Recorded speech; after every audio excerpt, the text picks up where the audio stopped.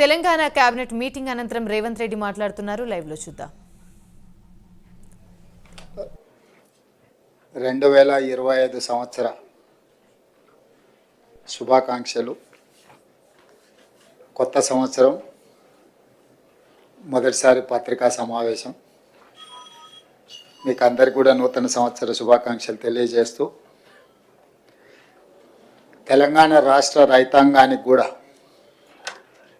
ఈ నూతన సంవత్సరంలో మంచి జరగాలని, ఈ ప్రభుత్వం వాళ్ళను అన్ని రకాలుగా ఆదుకోవాలని, వ్యవసాయం దండగ కాదు వ్యవసాయం పండుగ చెయ్యాలని మా ప్రభుత్వం పట్టుదలతో చేపట్టిన కార్యక్రమాలలో భాగంగా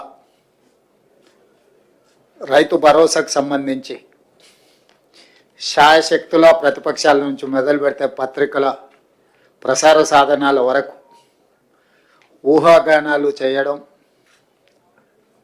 ఉన్నవి లేనివి ప్రభుత్వ నిర్ణయాలని మీకు మీరే ప్రకటించి రైతులలో గందరగోళాన్ని సృష్టిస్తున్నారు. కాబట్టి ఆ గందరగోళాన్ని దూరం చేస్తూ రైతులకు ఒక శుభవార్త వినిపించాలని ఈ మంత్రివర్గ సమావేశంలో సహచరులందరి సూచనల మేరకు ఈరోజు నిర్ణయం తీసుకోవడం జరిగింది. రైతు భరోసా కార్యక్రమంలో భాగంగా వ్యవసాయ యోగ్యమైన భూములన్నింటికి రైతు భరోసా పథకం కింద నిధులను ఇవ్వడం జరుగుతుంది. గత ప్రభుత్వం రైతు బంధు పథకంలో భాగంగా సంవత్సరానికి 10,000 ఇస్తే, మా ప్రభుత్వం ప్రజాపాలనలో రైతులందరికీ సంవత్సరానికి 12,000 రూపాయలు ఇవ్వాలని నిర్ణయం తీసుకున్నది. అదేవిధంగా భూమి ఉన్న రైతులకు రైతు భరోసా పథకం కింద వ్యవసాయ యోగ్యమైన ప్రతి ఎకరాకు 12,000 రూపాయలు ఇస్తున్నప్పుడు, తండాలలో గూడాలలో మారుమూల పల్లెల్లో ఉన్న భూమి లేని వ్యవసాయ రైతు కుటుంబాలు, భూమి లేకపోవడం ఒక శాపము, ప్రభుత్వం మమ్మల్ని ఆదుకోకపోవడము ఇంకొక శాపము అన్నట్టుగా పాదయాత్రల సందర్భంగా అటు భట్టి విక్రమార్క గారికి కానీ నాకు కానీ ఈ మధ్యకాలంలో మా మంత్రివర్గ సహచరులు పర్యటనలకు వెళ్ళినప్పుడు దృష్టికి తీసుకురావడం జరిగింది. అందుకే మా ప్రభుత్వం భూమి లేని వ్యవసాయ కుటుంబాలకు ప్రతి సంవత్సరానికి 12,000 రూపాయలు వాళ్ళకు కూడా ఇవ్వాలి, వాళ్ళు కూడా మన సమాజంలో మనలో భాగమే అని గుర్తించి ఈ పథకాన్ని అమలు చేయాలని నిర్ణయం తీసుకున్నది. ఈ పథకానికి ఇందిరమ్మ ఆత్మీయ భరోసా పథకం అని చెప్పి నామకరణం చేయడం జరిగింది. ఈరోజు భూమి ఉన్న వ్యవసాయ యోగ్యమైన భూములకు రైతులకు ఎకరాకు 12,000 ఇవ్వడమే కాకుండా, భూమి లేని వ్యవసాయ కుటుంబాలకు సంవత్సరానికి 12,000 రూపాయలు ఇందిరమ్మ ఆత్మీయ భరోసా పథకం కింద ఇవ్వాలని నిర్ణయం చేయడం జరిగింది. ఇదే కాకుండా చాలా సంవత్సరాల నుంచి రేషన్ కార్డుల సమస్య పేదవాళ్ళను పట్టి పీడిస్తుంది. అందుకే రేషన్ కార్డు లేని అందరికీ నూతన రేషన్ కార్డులు ఇవ్వాలని కూడా ఈ మంత్రివర్గ సమావేశంలో నిర్ణయం తీసుకోవడం జరిగింది.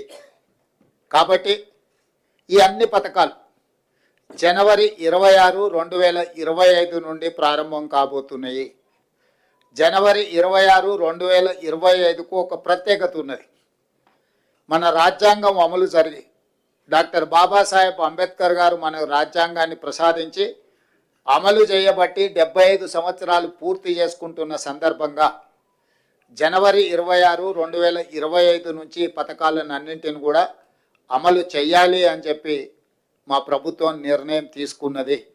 అదేవిధంగా వ్యవసాయ యోగ్యం కాని భూములు అంటే రాళ్ళు, రప్పలు, గుట్టలు, రోడ్లలో పోయిన వాటికి లేదా మైనింగ్ చేస్తున్న భూములకు లేదా నాలా కన్వర్షన్, రియల్ ఎస్టేట్ వెంచర్లు, పరిశ్రమలకు తీసుకున్న భూములు, అదేవిధంగా రైతుల నుంచి ప్రభుత్వం సేకరించిన భూములకు రైతు భరోసా వర్తింపజేయము.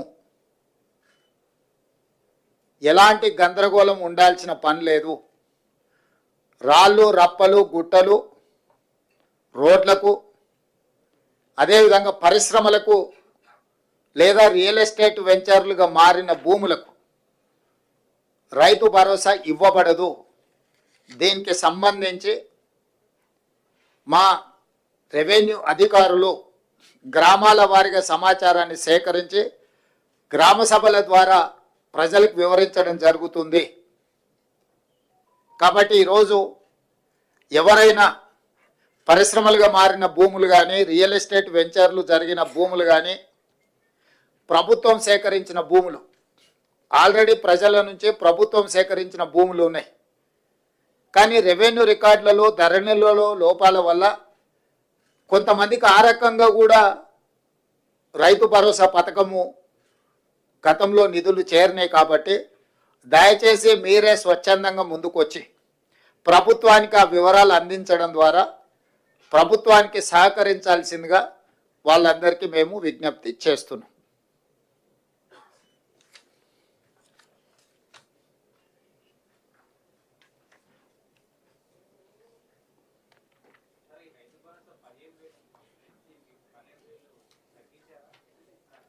పెంచినాం, 10,000 నుంచి 12,000కి పెంచినాం. ఇప్పుడు వెసులుబాటును, ఆర్థిక పరిస్థితులు మనకున్న వెసులుబాటును బట్టి 10,000 నుంచి 12,000 రూపాయలకు పెంచుకోవడం జరిగింది.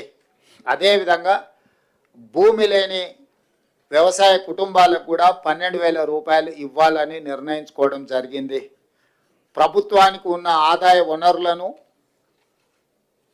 ప్రభుత్వం ఆదాయం పెంచడం, పేదలకు పంచడం మా ప్రభుత్వం యొక్క విధానం.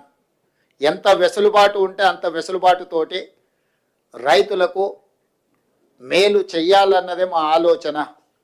దాంట్లో భాగంగానే గత ప్రభుత్వం 10,000 రూపాయలు మాత్రమే ఇస్తే మా ప్రభుత్వం 12,000 రూపాయలను ఇవ్వడం జరిగింది.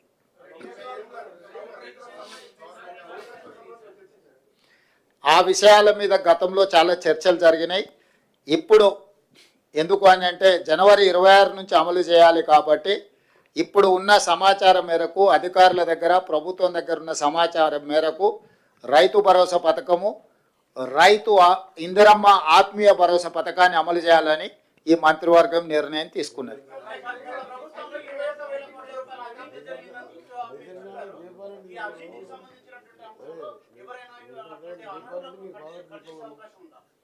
ఇప్పుడు గతంలో ఏం జరిగిందో దాని వెనక్కి వెళ్తే కేసీఆర్ కుటుంబము 1000 సంవత్సరాలు జైలు శిక్ష అనుభవించాల్సి వస్తుంది. కాబట్టి వాటికంటే భవిష్యత్తులో తప్పిదాలు జరగకుండా నిజమైన రైతులకు మేలు చేయాలన్నదే మా ప్రభుత్వం యొక్క విధానము.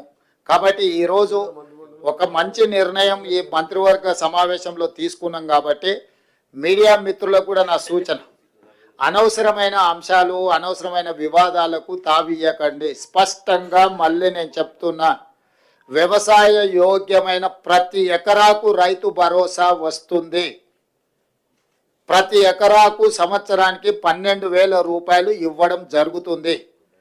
భూమి లేని వ్యవసాయ రైతు కుటుంబాలకు సంవత్సరానికి 12,000 రూపాయలు నగదు ఇవ్వడం జరుగుతుంది. ఆ పథకం పేరు ఇందిరమ్మ ఆత్మీయ భరోసా. రేషన్ కార్డులు జనవరి 26 నుంచి రేషన్ కార్డులు లేని వాళ్లకు రేషన్ కార్డులు ఇవ్వడం జరుగుతుంది. 3 అంశాల మీద ఈ మంత్రివర్గంలో సానుకూలమైన, ప్రజలకు ప్రయోజనం చేకూర్చే నిర్ణయాలు తీసుకున్నాము. మీడియా మిత్రులు ఈ 3 అంశాలను ప్రజలకు చేరవేయాల్సిందిగా కోరుకుంటూ మీ అందరి దగ్గర సెలవు తీసుకుంటున్నాను.